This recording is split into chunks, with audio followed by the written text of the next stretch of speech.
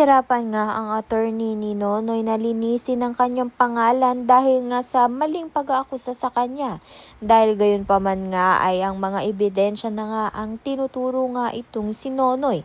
Kaya naman nga't mahihirapan ng attorney niya. Subalit gagawin nga ang lahat upang ang makalinis nga ang pangalan nito ni Nonoy at hindi na nga makabalik sa kulungan.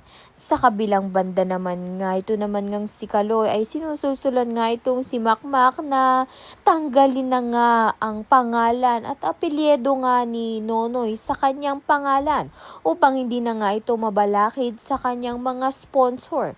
Kaya naman nga ito ngang si Makmak ay napaisip nga na tanggalin nga ang apelyido ng kanyang ama sa kanyang pangalan dahil sa sinabi nga nito ni Kaloy. Dahil gumawa na naman nga ng kwento itong si Kaloy na kapag nga hindi nga natuloy yun ay babagsak nga ang career nito ni Makmak at wala nga magsusponsor sa kanya.